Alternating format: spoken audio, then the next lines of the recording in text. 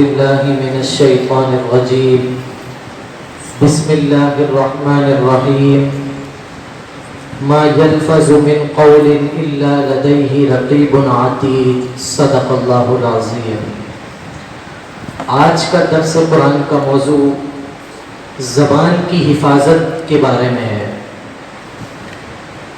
اللہ رب العزت نے قرآن مجید فرقان رشید میں ارشاد فرمایا کہ ما یلفظ من قول الا لدیہ رقیب عتید، فرمایا جب بھی کوئی بات کرتا ہے، یعنی انسان جب بھی بات کرتا ہے، بولتا ہے، زبان چلتی ہے، تو الا لدیہ رقیب عتید، تو اس کے پاس ایک فرشتہ موجود ہوتا ہے جو اس پر نگہبان ہوتا ہے اور اس کے بولنے کو لکھ رہا ہوتا ہے۔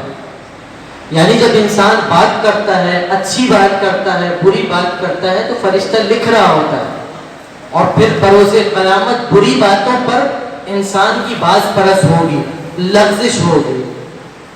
عزیزان گرامی،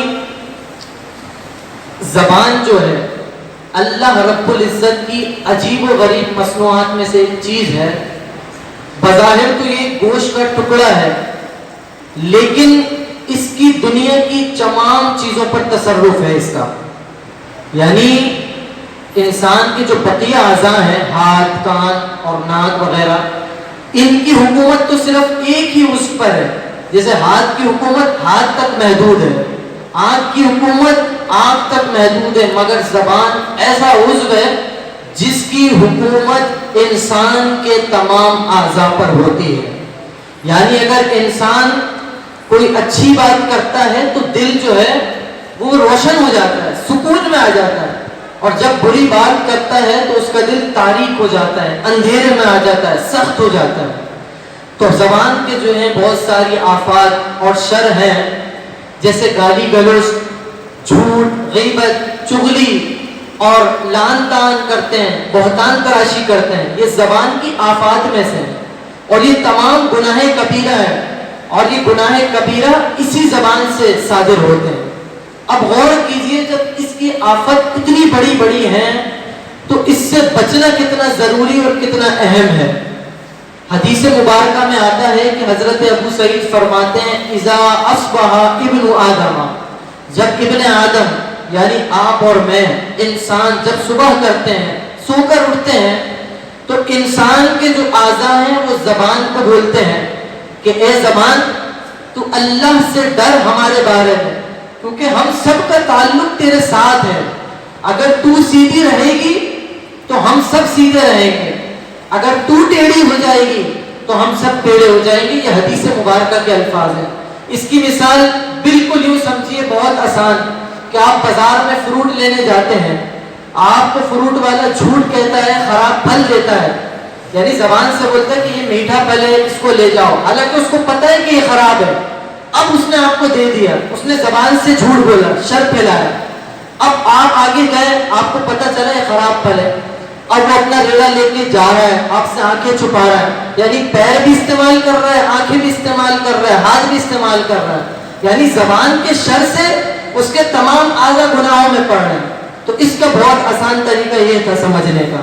اب حضور علیہ الصلوۃ والسلام، بلکہ امام غزالی فرماتے ہیں کہ جب زبان کی اتنی آفاتیں ہیں تو انسان کو چاہیے خاموش رہے، جیسا کہ حدیث مبارکہ میں کہ من سنتا نجت، جو چپ رہا اس نے نجات پائی۔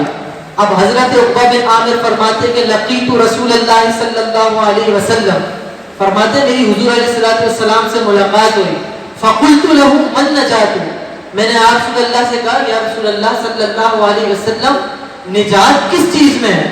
تو نبی پاک نے ایک جملہ ارشاد فرمایا املک نفسک املک علیک لسانک، یعنی تو اپنی زبان کو کنٹرول میں رکھ، اسی میں تیری نجات ہے۔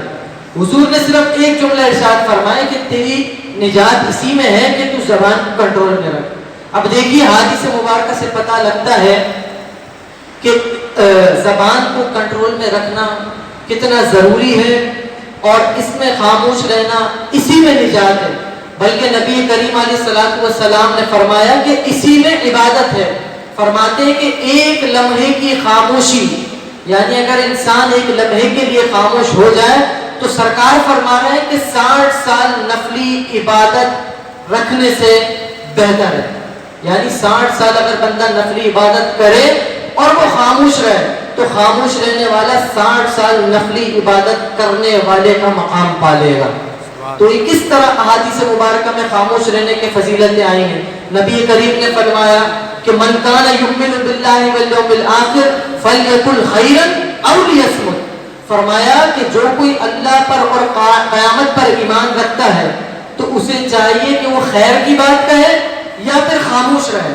یعنی اگر اس کے منہ سے خیر کی بات نہیں نکلتی تو بہتر یہ کہ وہ خاموش رہے. اسی طرح حضرت معاذ بن جبل جب حضور علیہ الصلوۃ والسلام نے آپ کو یمن کا گورنر بنا کر بھیجا تو حضرت معاذ نے کہا یا رسول اللہ کچھ نصیحت فرمائیں. تو حضور علیہ الصلوۃ والسلام نے اپنی زبان مبارک کو اس طرح پکڑا, فرمایا اے معاذ بس اس کی حفاظت کرنا, بس تیرے لیے یہی نصیحت کافی ہے. تو حضرت معاذ سمجھے کہ حضور علیہ الصلوۃ والسلام نے بہت ہلکی بات کہی ہے, یعنی بہت معمولی بات سمجھنے لگے. تو فرمایا یا رسول اللہ, پھر فرمایا یا رسول اللہ مجھے نصیحت کیجیے. تو حضور علیہ الصلوۃ والسلام نے فرمایا, حدیث شریف کے الفاظ ہیں, اے معاذ تجھ پر تیری مار ہوئے یہ جو زبان ہے نا, اسی کی کھیتیوں کی وجہ سے انسان جہنم میں منہ کے بل گرے گا. یعنی اس سے جتنے بھی شر واقع ہوتے ہیں, جتنے بھی برائیاں واقع ہوتی ہیں, اسی کی وجہ سے انسان جہنم میں جائے گا. تو کس طرح احادیث مبارکہ میں اس سے خاموشی کا حکم دیا, زبان کو کنٹرول میں رکھنے کا حکم دیا, بلکہ اس کو عبادت نہیں بلکہ سرکار نے جنت کی بشارت دی ہے. بس 2 لائنیں اور پھر ختم. حضور علیہ الصلوۃ والسلام نے فرمایا تم میں سے جو شخص مجھے داڑھوں کے بیچ میں جو چیز ہے اور ٹانگوں کے بیچ میں جو چیز ہے, یعنی داڑھوں کے بیچ میں زبان اور ٹانگوں کے بیچ میں شرمگاہ, فرماتے ہیں سرکار تم میں سے کوئی شخص زبان اور شرمگاہ کی حفاظت کی مجھے ضمانت دے دے, میں مصطفیٰ خود اس کو جنت کی ضمانت دیتا ہوں.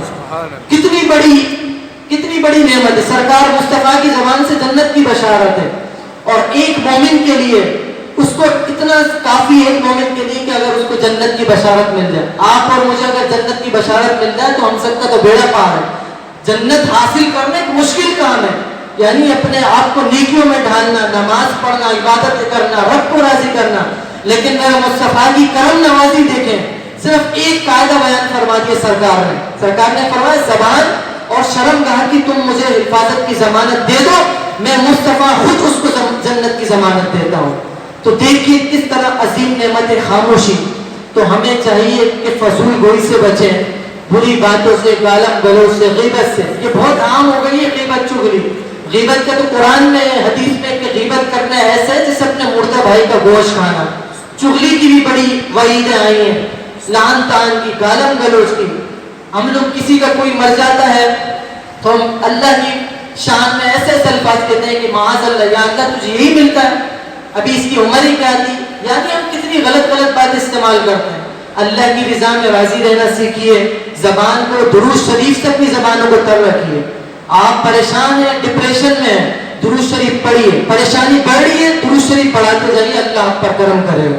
اللہ تبارک و تعالی سے دعا ہے زبان کی شر اور آفات سے ہم سب کو محفوظ رکھے.